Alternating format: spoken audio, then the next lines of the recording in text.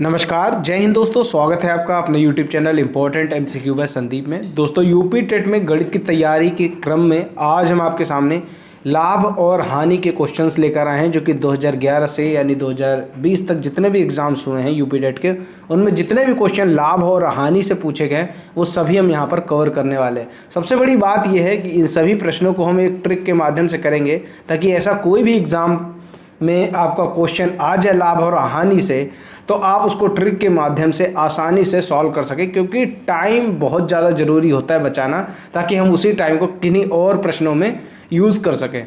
तो यहाँ पर वीडियो को शुरू करने से पहले एक निवेदन है, अगर आपने अभी तक चैनल को सब्सक्राइब नहीं किया है तो चैनल को ज़रूर सब्सक्राइब कर लें और घंटे का निशान ज़रूर दबा लें, ताकि ऐसे ही वीडियो आपको लगातार मिलते रहें।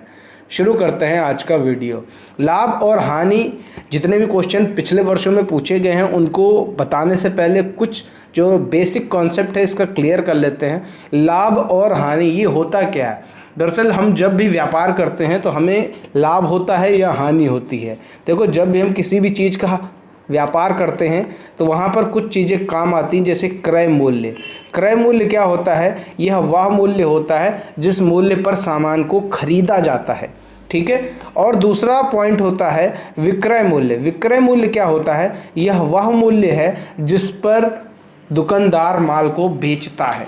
जैसे मान के चलो, कोई चीज़ आप मार्केट खरीदने गए, मान लो कोई पेन खरीदने गए, कोई पेन दुकानदार को 4 रुपए का पड़ा है, यानी उसने 4 रुपए में खरीदा है, तो वो दुकानदार के लिए उसका क्रय मूल्य हो गया 4 रुपए।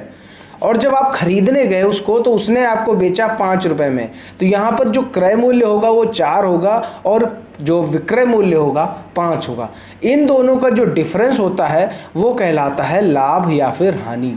मान के चलते हैं इस कंडीशन में उसने 4 रुपए का पेन खरीदा और 5 रुपए का पेन बेचा, यानी उसको 1 रुपए का लाभ हो गया यहाँ पर, ठीक है।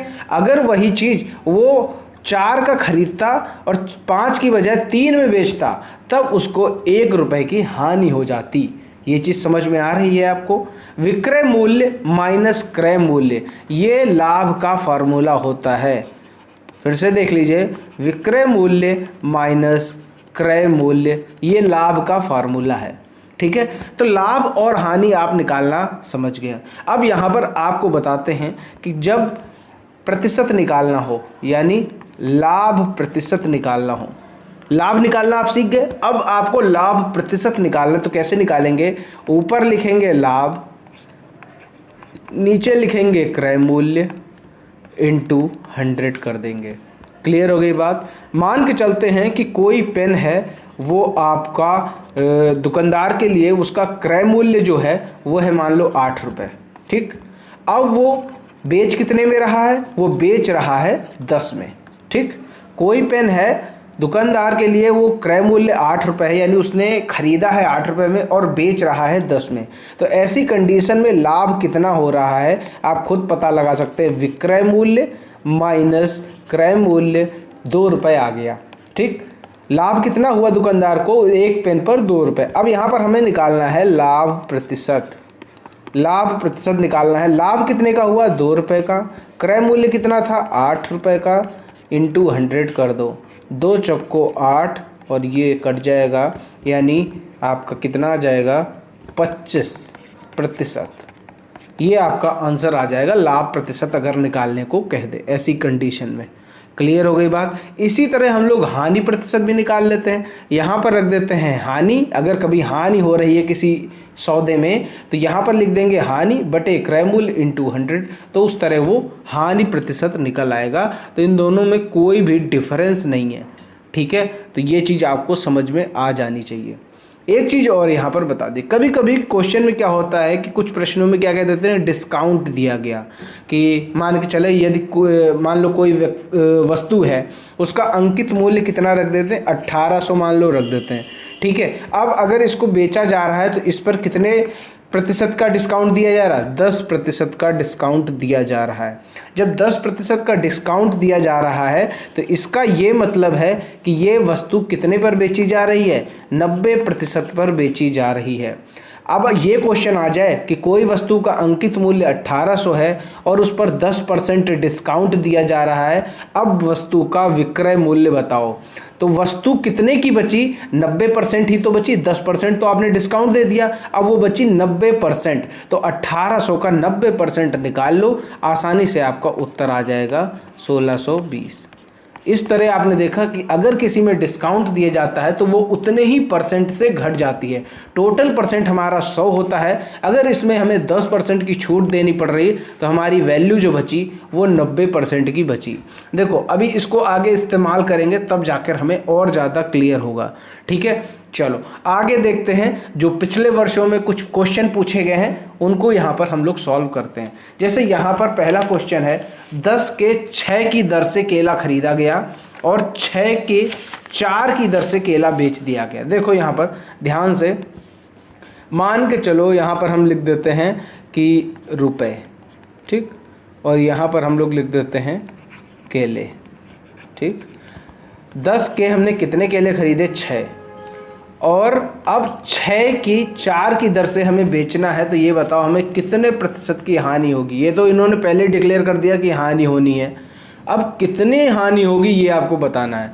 तो यहाँ पर केले के ऊपर ध्यान दो, यहाँ ये 6 है और ये 4 है। एक तरीके से हम कहें कि इनका लासा निकाल लो, या फिर हम ये कहें कि इनका ऐसा कुछ मल्टीप्लाई करो जो सेम नंबर आ जाए दोनों में मल्टीप्लाई करने पर। देखो यहाँ पर अगर हम 3 का मल्टीप्लाई करके 12 कर दें और यहाँ पर हम 2 का मल्टीप्लाई करके 12 कर दें, ये देखो दोनों सेम सेम मिल गया। केले वाले कॉलम में हमने ये दोनों सेम कर लिए, ठीक है, यानी इसमें हमने ये वाले में 2 से गुणा किया और ये वाले में 3 से गुणा किया।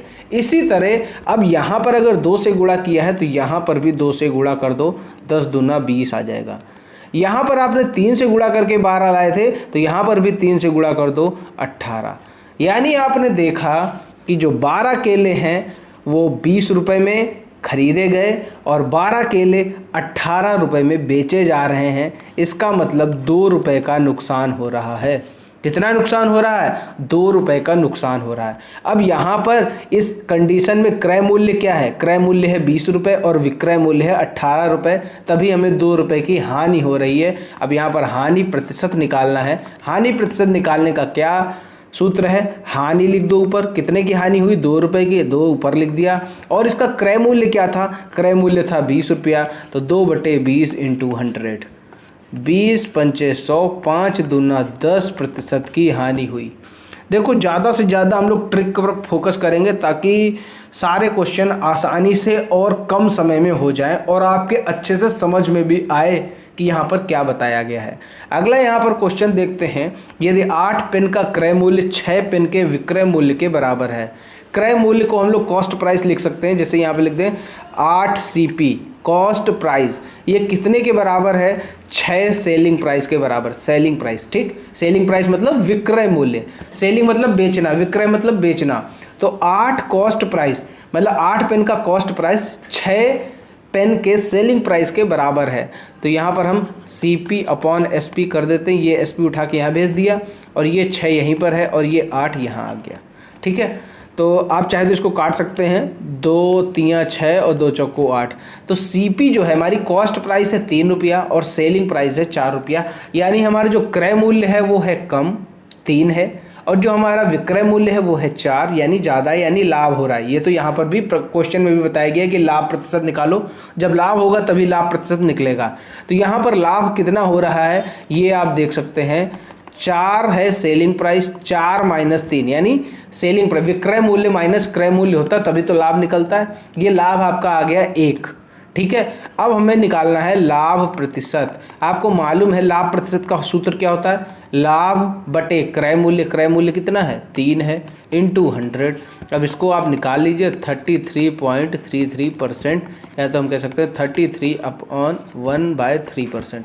इन दोनों में जो भी ऑप्शन में मिले वो आपका सही है। ये जो 0.33 का मतलब है ये 1/3 ही इसका मतलब होता है।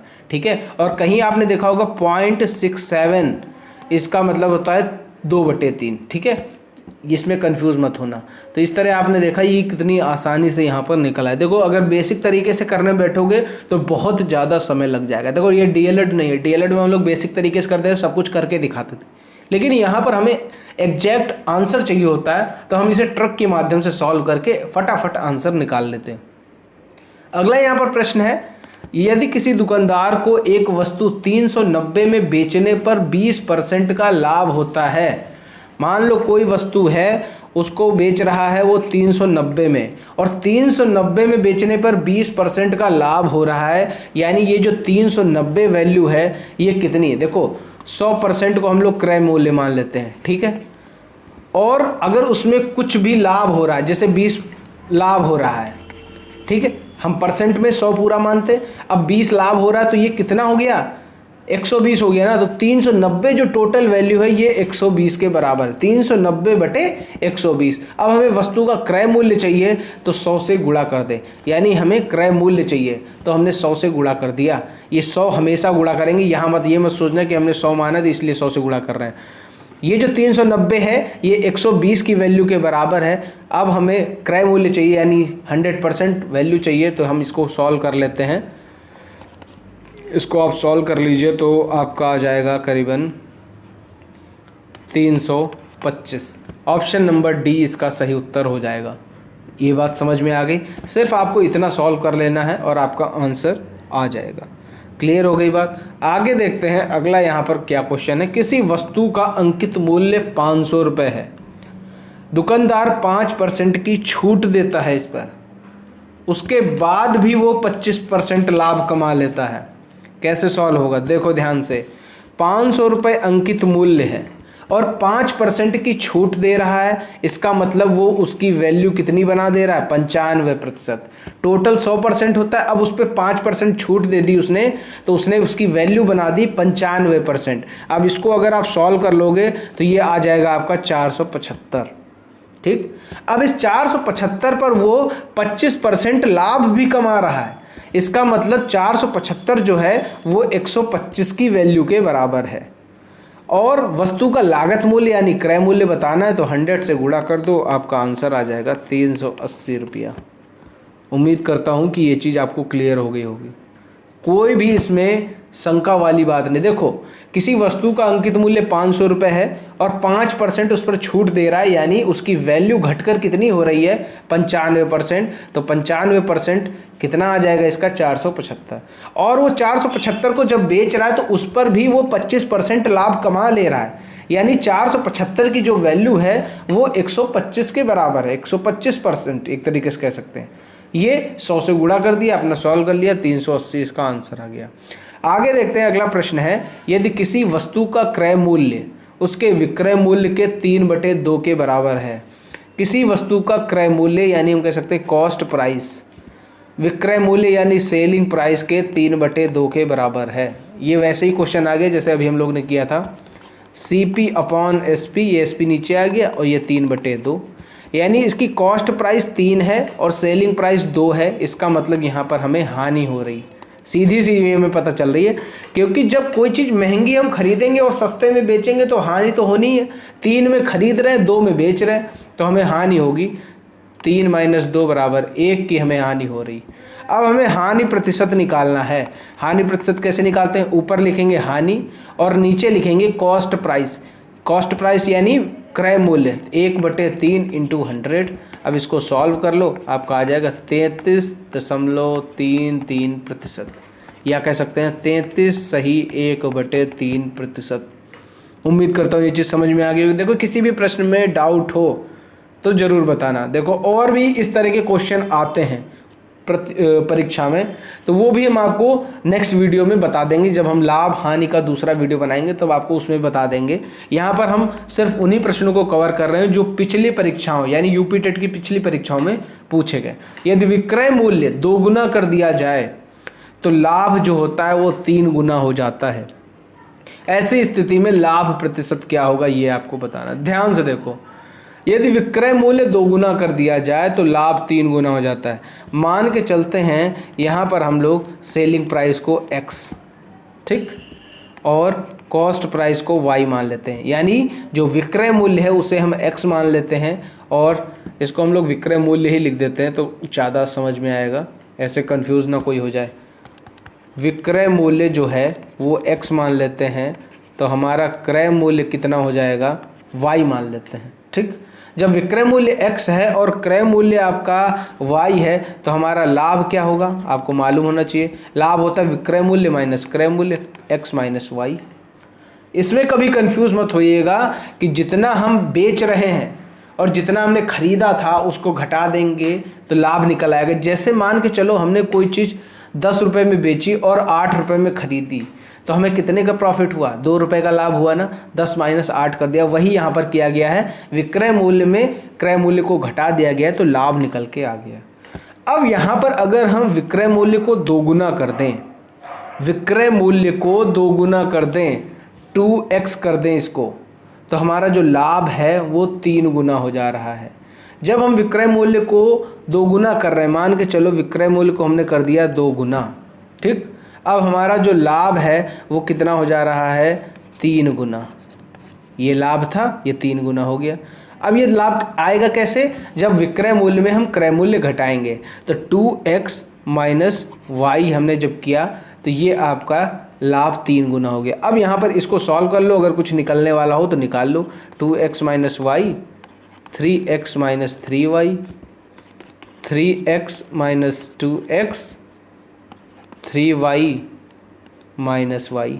ठीक, ये हो गया x equal to 2y। x की जो वैल्यू है वो किसके बराबर है, 2y के बराबर है। तो ये चीज़ आपको समझ में आ गई। यहाँ पर ये इन दोनों का एक तरीके से कह सकते हैं रिलेशन मिल गया आपके सामने। अब यहाँ पर विक्रय मूल्य आपका कितना हो जाएगा, विक्रय मूल्य x बराबर 2y है तो इसको x की जगह हम 2y रख देते हैं। क्रय मूल्य आपका पता ही है y है, ये y रहा। और जब विक्रय मूल्य 2y है, क्रय मूल्य y है, तो जो आपका लाभ होगा वो आपका क्या होगा, विक्रय मूल्य माइनस क्रय मूल्य। तो आपका जो लाभ निकल के आ जाएगा वो आएगा y। कैसे आएगा, विक्रय मूल्य 2y है और क्रय मूल्य y है, 2y माइनस वाई बराबर y। अब लाभ का क्या निकालना है, प्रतिशत निकालना है। तो लाभ का प्रतिशत निकालने के लिए हमें क्या करना पड़ता है, लाभ रखो, नीचे क्रय मूल्य रखो, इंटू 100 कर दो, y अपॉन वाई कट जाएगा, इसका आंसर आ जाएगा 100%। ऑप्शन नंबर सी इसका सही उत्तर हो जाएगा। उम्मीद करता हूँ कि ये क्वेश्चन आपके समझ में आ गए होंगे। यदि किसी भी प्रश्न में आपको कोई भी डाउट हो तो नीचे कमेंट में ज़रूर बता देना। अब यहाँ पर बारी आती है आपके लिए एक क्वेश्चन देने की, कि आपको एक क्वेश्चन दिया जाए और आप उसको सॉल्व करके नीचे हमें कमेंट में बताएं, तब हमें भी समझ में आए कि आपको कोई प्रश्न समझ में आया है या नहीं। चलो यहाँ पर देखो, मान के चलो कि 240 रुपये में कोई वस्तु बेची जा रही, खरीदी जा रही है, ठीक है, और उसको 300 में बेचा जा रहा है। तो यहाँ पर लाभ का प्रतिशत निकाल के दिखाओ नीचे कमेंट में। लाभ का क्या प्रतिशत होगा वो नीचे कमेंट में बताओ। उम्मीद करता हूँ कि ये वीडियो आपको पसंद आया होगा। वीडियो पसंद आया है तो वीडियो को लाइक करें, शेयर करें, और चैनल को अगर अभी तक सब्सक्राइब नहीं किया है तो चैनल को इस तरह के वीडियो पाने के लिए ज़रूर सब्सक्राइब करें। मिलते हैं दोस्तों अगले वीडियो में, तब तक के लिए जय हिंद, जय भारत।